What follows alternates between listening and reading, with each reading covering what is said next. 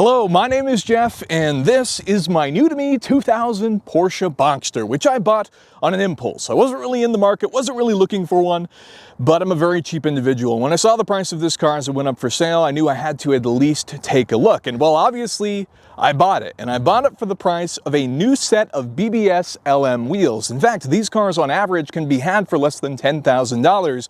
So is this cheap Porsche a bargain, or is it a maintenance nightmare? Well, that's what I'm planning on finding out. Now, the car, as you see here, is exactly how I bought it. I haven't even washed this car yet. Shame on me, I know.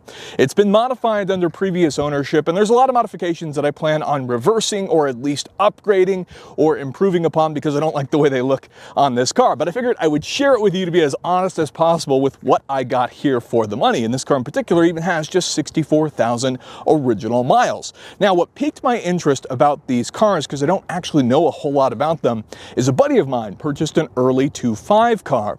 And that car sounds phenomenal. And the reason for that is these cars feature a flat 6. In fact, these 986 Boxsters are essentially 80% of a 996 Porsche 911. I mean, they share so many different parts. The biggest difference being the fact that this one is mid-engine and the 911 is rear-engine, but the block is the exact same M96 engine block. It just uses different displacements based on which one you go with. Obviously, the 911 features the largest displacement version of the engine. There was the S model of this, which featured a very similar in size displacement engine, and then it got updated over the production of these cars. First introduced in 1996 with the 2.5. That is the one that you hear the, oh my God, IMS bearing failures for these cars, total disaster, but really the internet blows that in proportion. This one in particular is a 2.7 car for 2000, makes a little bit more horsepower, 217 horsepower, 192 pound-feet of torque, as I found out.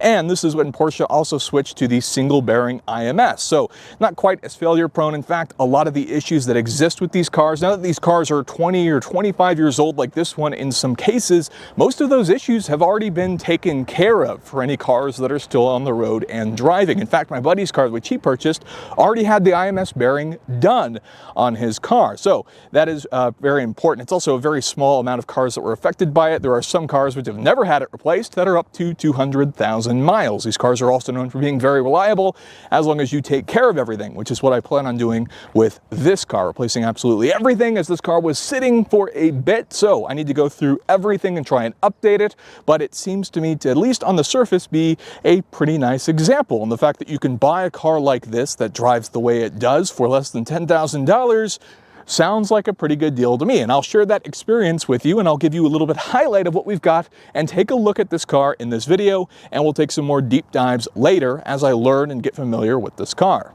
So next, I just want to give you a quick look at what I bought here, and we'll do some more deep dives, modification videos, comparisons, all that type of stuff with this car at a later date. But in the meantime, I want to show you what I have here, what's been done to it as it sits, and how I bought it. Now, the little I know about these cars tells me that the actual styling and inspiration for these cars for the concept that debuted in '93 was initially actually based or inspired by the Porsche 550 Spyder, which is why we kind of have these fun fender flares and things like that, this sort of short nature, and even the rounded off sections of the car. So the fact that this is very much inspired by that is very cool. The other cool part about the 986 Boxster story is the fact that this car, alongside the Porsche Cayenne, are often credited with being the big sales figure cars that helped Porsche to stay in business, because in the 90s, Porsche was really starting to struggle, and these cars helped give them that great solid bottom line to continue and produce more expensive and halo cars like the 911 and even the Carrera GT, and go on to build the 918, all those fantastic cars. So in that sense, it's a cool part of history. Now, what do I have here? What did I buy? Well, this is my black Boxster. It has 64,000 original miles. On the top here, we have a black power retractable convertible top. As you can see here, you actually get door locks. I love how slick these mirrors are. You actually have this front filler for the gas tank. We do have the fried egg style headlights, of course, which are, again, one of those things that can be shared with the 996, 911. In fact, a lot of these are different. One of the things I love from the Grand Touring aspects is the fact that this car has a frunk in addition to a trunk, and can even carry a spare tire, which this car also has. So that's kind of cool from a practicality standpoint for a two-seat roadster, whereas my Miata features just the one trunk. Now, taking a look at the wheels here, under previous ownership. These are the baby turbo twists that were sort of standard on this car, or what you most often see on these cars. Mine have been rattle canned, and so have the brake calipers. So that is something that I'll probably look to rectify. If I want to leave them in black, I'll probably powder coat them or switch to some aftermarket wheels. I don't really know what we want to do in that department yet. Here in the back, you can see the side intake vents for our mid-engine layout, and those have also been rattle canned red. It even looks like there's some overspray behind that, which is not good. So I will be pulling those out. It's pretty easy to do, and I will repair that in some way. Same thing with the rear tires. As we come to the back, of course, the engine sits right here. Technically, to get to it, you put the convertible top in a maintenance mode. You can see how dusty that is. That's not good. I'll wash this suit, I promise. And you can actually lift the top up to get to your engine, which is toolless access, which is pretty cool. We have the trunk in the back. The previous owners also changed this Porsche badge here. It's supposed to say Boxster, and so this has been swapped out, which is a little bit funky. Here in the back, though, the other very cool feature is the sort of active arrow. Now, you could say this is a speed-activated spoiler here in the back, but there is actually a button that's in a terrible spot in the interior, so you could actually manually raise or lower the spoiler as you please to leave it up like this if you wanted to. But it's also not uncommon for people to delete these spoilers for these cars and put a fixed spoiler, because the back can look a little bit funky without a spoiler as it just kind of rounds off. The other cool thing is this car, as I purchased it, actually came with an exhaust. It's going to be kind of hard to see under there, but I don't think it sounds too bad, actually. I think it sounds pretty good. Take a listen.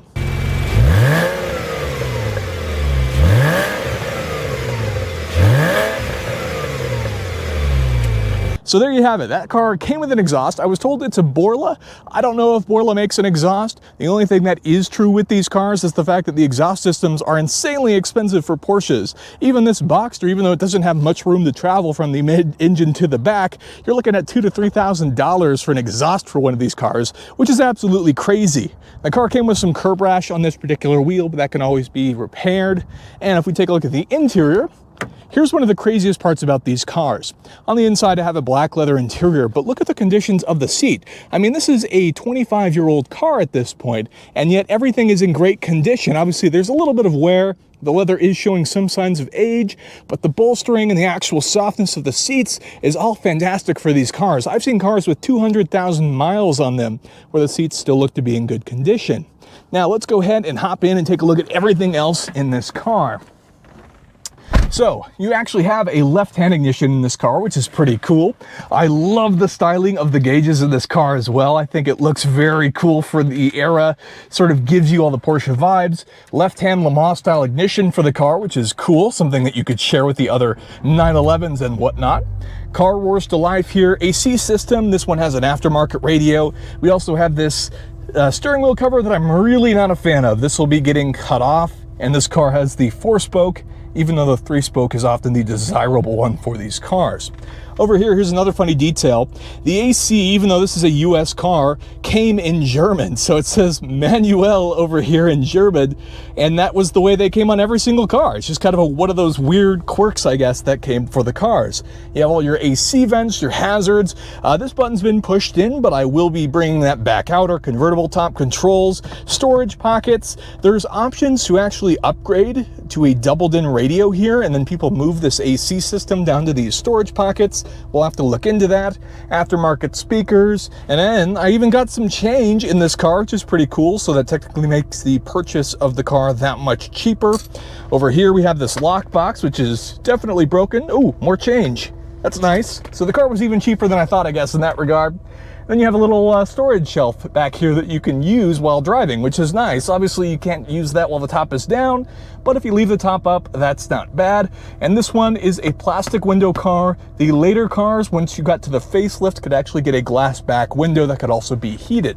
So that's a quick look at my little Boxster. I love this little car. I love the 64,000 original miles. I think it's got a lot of personality to it, lots of potential so far. I like the way it drives, but as I drive it more, I will come back and and make more videos on that regard. So with that, that's the end of the video. Let me know what you want to see with this car. If you have any recommendations as far as maintenance, upgrades, etc., I want to hear it.